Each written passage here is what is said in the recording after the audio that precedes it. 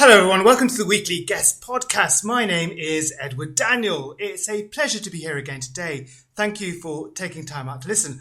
On this week's podcast, I have the pleasure of introducing you to Mellissa Morgan. Mellissa Morgan is otherwise known as Miss Cupcake. Welcome, Mellissa. How are you?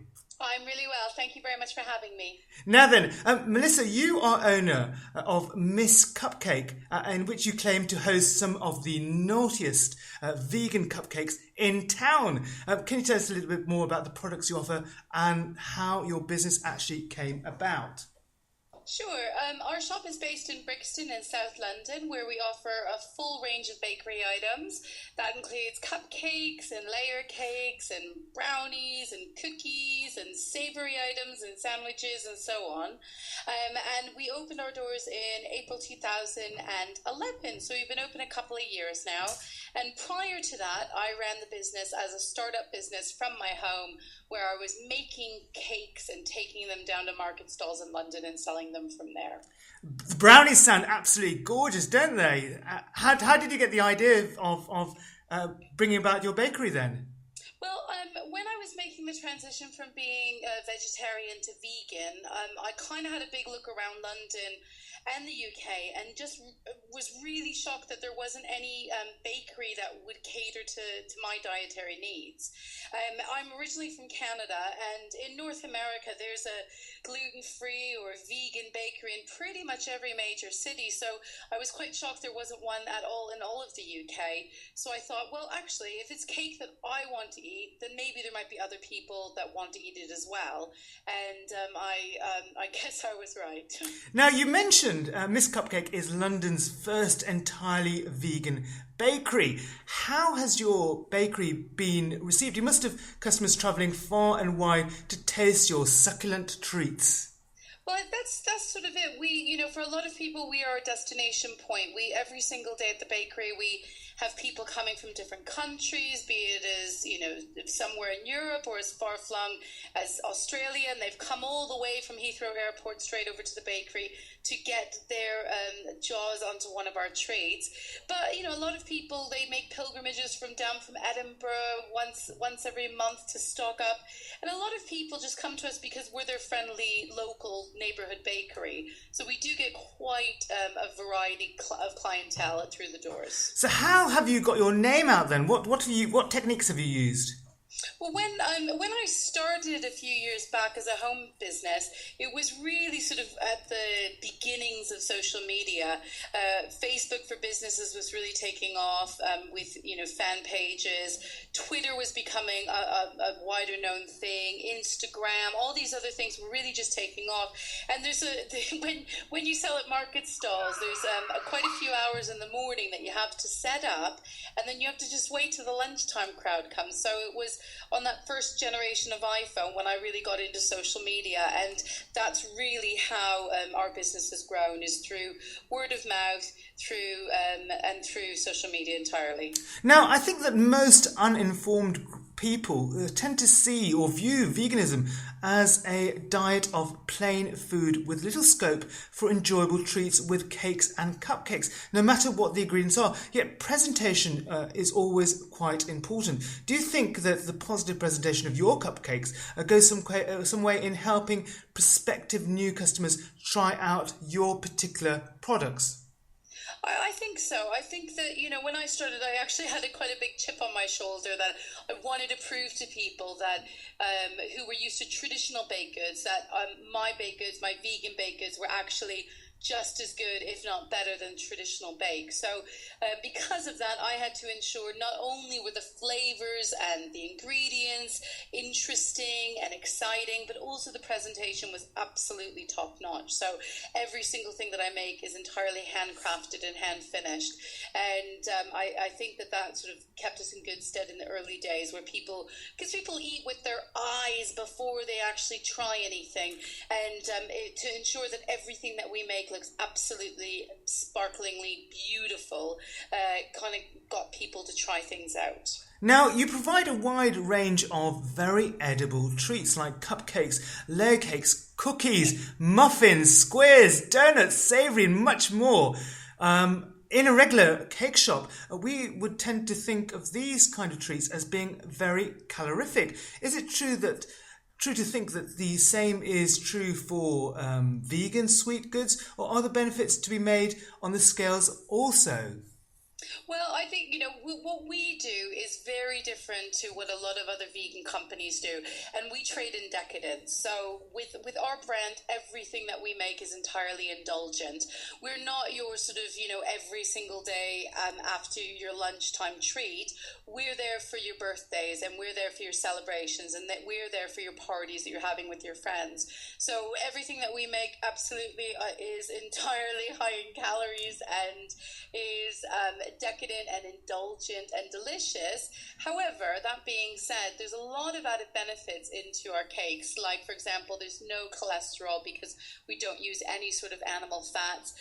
Also, we hide a lot of really wholesome ingredients into the cakes, like flaxseed, fruits, vegetables, which just become part of the whole mix. But I would be lying to you if I was to tell you that it was a way to count calories was to have our treats. Wow. Now, I know Miss Cupcake's intention is to make free-form cakes for all the community to enjoy. With the buying community generally becoming more aware about what they put in the bodies, do you think has been one of the reasons Miss Cupcakes has been successful to date? Are you quite popular amongst parents and young children, for example, whereby parents are trying to help their children avoid some of the more sugary, less beneficial treats out there?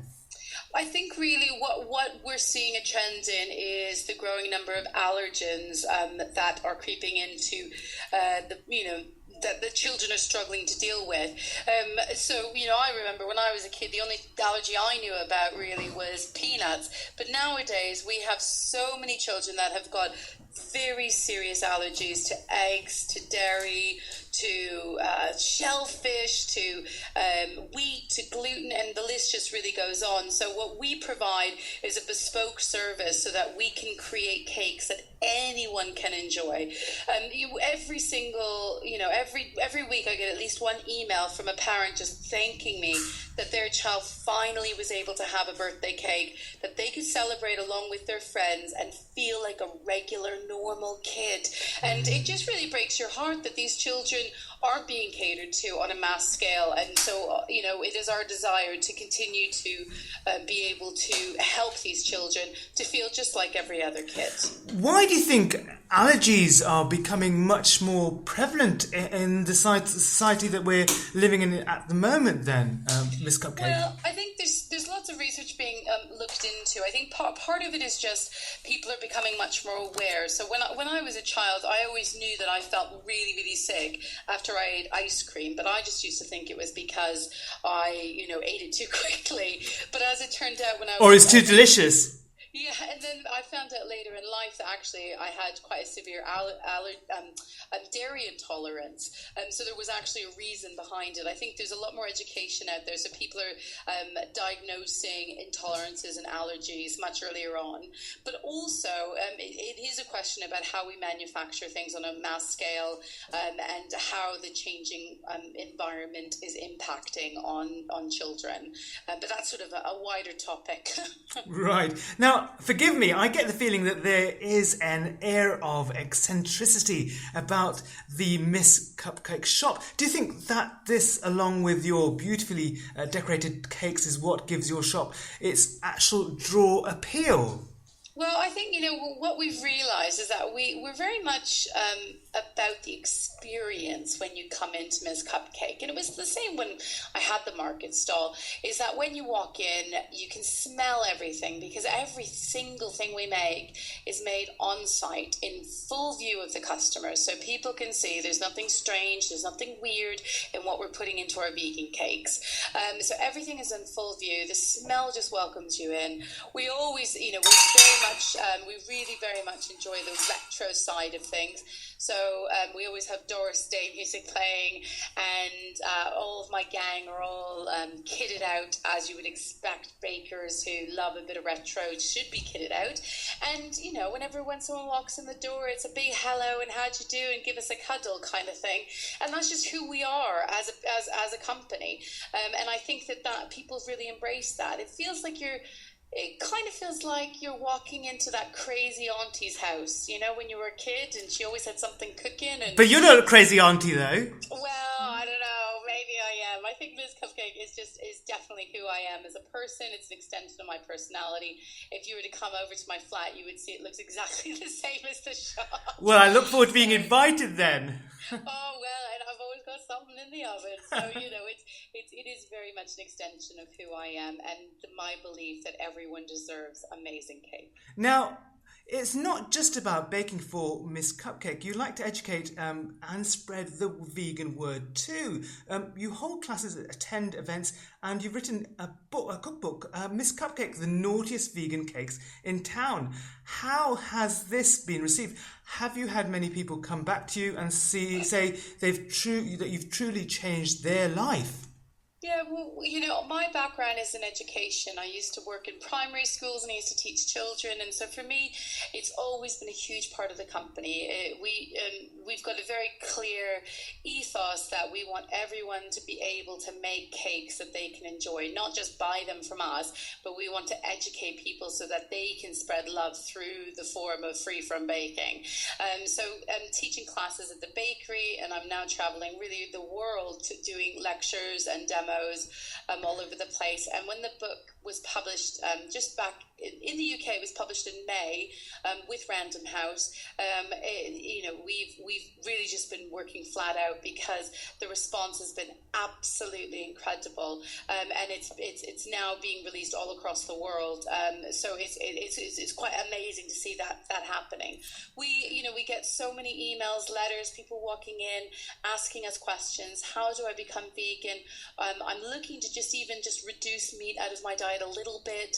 Can you help me with that? And we just make sure we always know where we can steer them in the right direction and give them tips and tricks along the way. Every bit of information that we have, I kind of feel like it's our duty to pass it on to other people. And that also goes with how we make our cakes, because the way we make our cakes is very different to the way you make traditional cakes. Our ingredients are very commonly found in your local grocery store. They're nothing weird or strange. It's just our methodology is different. And so I feel like I need to go around educating people. And that's why we're working on our second book right now. And I'm doing sort of a big international book tour. Now, there's a lot of misinformation about veganism on the internet. How can we be so discerning about what's going on? Well, I think that really you need to go right to the source. I think people tend to spread things on message boards and read a clip from a website from a different country and think that's the case. Like when I was becoming vegan, I'd heard that, well, actually, sugar's not vegan. And that almost, gave me a heart attack because sugar is one of my main food groups. So I was a bit worried. So I didn't just trust that was correct information.